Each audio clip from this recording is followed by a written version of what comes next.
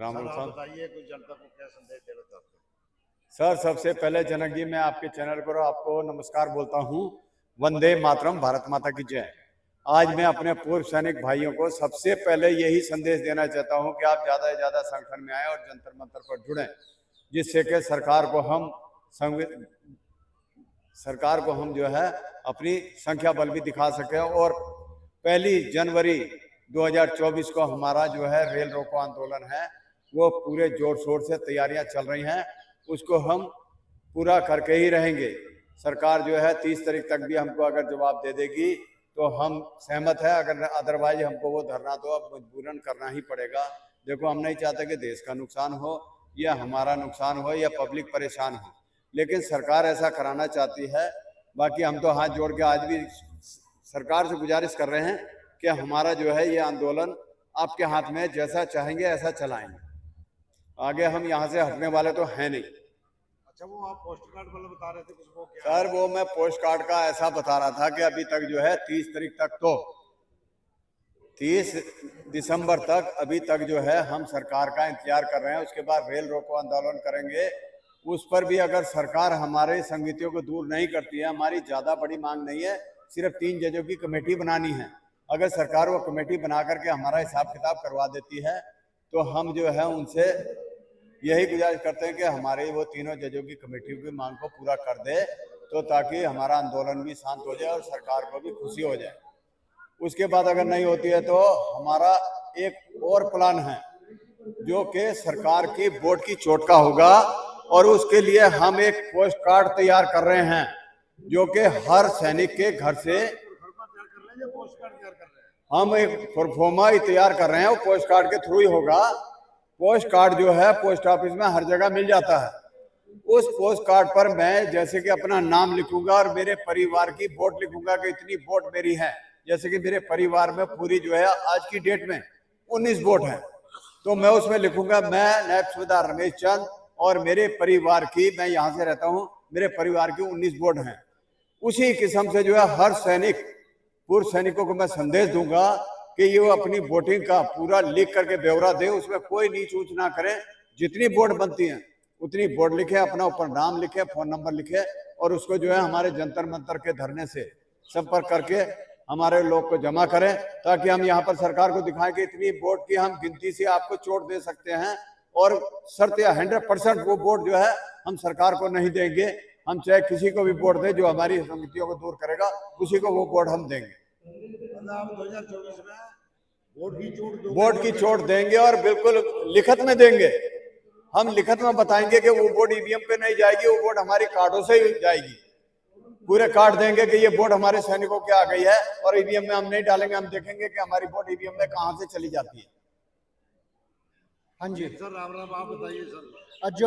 जो विसंगतियां कर रखी हैं ओआरपी में, उसके लिए हमने जो मांगा है, सरकार के कुछ अधिकारियों ने कलम चोट पर, हमारे कलम की चोट पर जो हमारी विसंगतियां कर दी, ये एक प्रकार से आतंकवादी तरीके की हरकत कर दी, जो कि कलम से की है, बंदूक से नहीं, कलम से की है, जो कि हमारे भूतपूर्व सैनिकों को सड़कों पर आना पड़ा, क्योंकि विसंगतियां इतनी ज़्यादा है, जिससे कि हम लोग असंतुष्ट हुए और हम लोग ने धरना दिया। धरना में और धरने के लिए सरकार हमारी कोई मांग नहीं मान रही।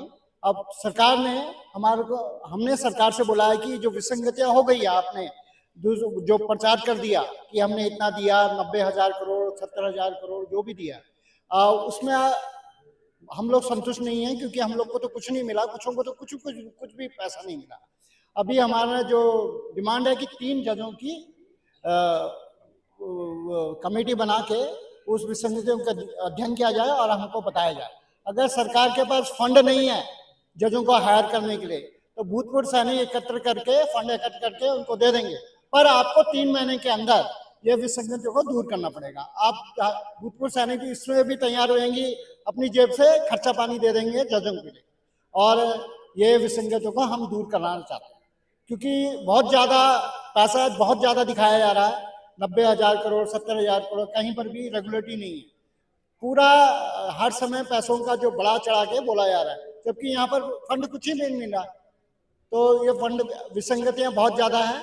इसके लिए हम सरकार से जो 3 जजों की कमेटी की मांग कर रहे हैं, वो शीघ्र पूरी की जाए। जहाँ तक बहानेबाजी है सरकार की, वो सरकार ने खुद ही, हम लोग रेल रोको आंदोलन नहीं करना, एंटी नेशनल वर्क नहीं करना चाहते, सरकार हमें बेवस कर रही है एंटी नेशनल वर्क के लिए, क्योंकि हमारी बातों को सुन नहीं रही है। हम लोग 1 साल होने वाले हैं, 299 दिन हो गए हैं और सरकार ने अभी तक हमारी बातों का कोई ध्यान नहीं दिया है। हम इससे जो एंटी नेशनल वर्क हो रहा है, रेल रोको आंदोलन, जगह जो भी विसंगतियों के प्रति हमारा है, उसको कम करें। सरकार जल्दी से जल्दी इसमें ध्यान दे, हमारी यही सरकार से अपील है। अच्छा, आपने विसंगति बताइए, विसंगति आप शुरू में की है या गवर्नमेंट ने की है? नहीं, सरकार ने विसंगतियां की हैं, केंद्र सरकार के मतलब डिपार्टमेंट ने, मिनिस्ट्री ऑफ डिफेंस ने, जो आप ये मानते हैं कि मिनिस्ट्री ऑफ डिफेंस ने किया है, जहाँ की अफसर ने आपके साथ किया है? नहीं, अफसर और दोनों की मिली भगत है, ऐसा एक का नहीं है, दोनों की मिली भगत है। क्योंकि जो विसंगतियां 1996 में जो MSP आया, ठीक है, उन लोगों को नहीं दिया गया, 2003 से लगा दिया, जबकि जो भी पे कमीशन में सुधार होता है वो 1996 से होना चाहिए। क्या हमारे अधिकारी लोग सो रहे थे उस समय? फाइल दबा के क्यों रखी थी MSP की? MSAP जो है और 2006 से किया, जबकि सिविल में MSP जो है 1996 से लागू हुआ। जो विसंगतियों का जो MSP का टॉपिक जो है 1996 5th पे कमीशन से है। जो भी सरकार वित्तीय जो भी कमीशन का होता है वो पे कमीशन से डिसाइड होता है। हमारा पेंशन पेमेंट जो भी बढ़ा है 1996 से बढ़ा है, और विसंगतियां जो आई हैं 1996 से स्टार्ट हुई हैं, और ये जल्दी होते होते इतनी बढ़ गई 2017 के उसमें, 2016 के 7वें पे कमीशन में बहुत ज्यादा बढ़ गई। अच्छा जी, जो आपने बताया है कि MNS को दिया है, हाँ, वो MNS क्या फाइटिंग फोर्स में है क्या? हाँ, ये सरकार ने, हथियार उठाई है क्या?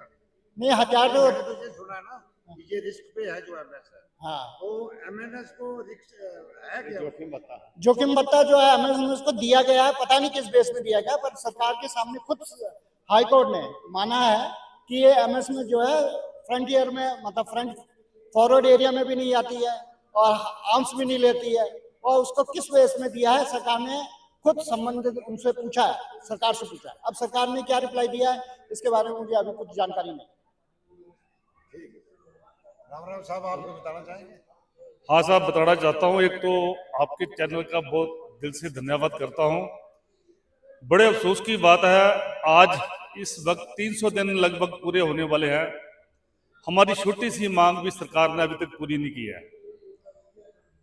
एक कमी हमारे एंड पे है। हमारे जो भी फौजी भाई हैं जो यहाँ नहीं आते हैं, घर से नहीं निकलते हैं, मैं उन्हीं का ज्यादा दोष मानता हूँ। हम अपनी संख्या बल सरकार को अभी तक नहीं दिखा पाए हैं, ये हमारी कमजोरी है। दूसरा, वन रैंक वन पेंशन में जो भी त्रुटियां आई हैं सरकार को ही पता है। कई तरीके से सरकार को हम बता चुके हैं, और आखिर में आकर के एक छोटी सी कमेटी की मांग की है जो कि सरकार उसको पूरा नहीं कर पाई है। हमारी आज सभी सैनिकों की तरफ से एक रिक्वेस्ट है, आप हमारी एक कमेटी गांठ कर दो, जो भी उसका खर्च आएगा हमारे पूर्व सैनिक उसको भरपाई करेंगे उसकी।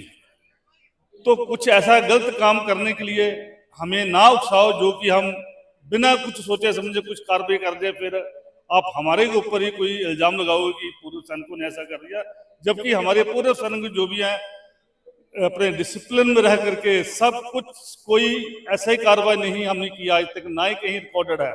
वैसा करने के लिए हमें मजबूर मत करो। अगर आप हमारा ये काम कर देते तो इसके लिए आपके बहुत बहुत हम धन्यवाद करेंगे। शुक्रिया। ये थे हमारे साथ जिन्होंने अपनी समस्याओं के बारे में बताया है, और मैं जंटू फौजी इसी के साथ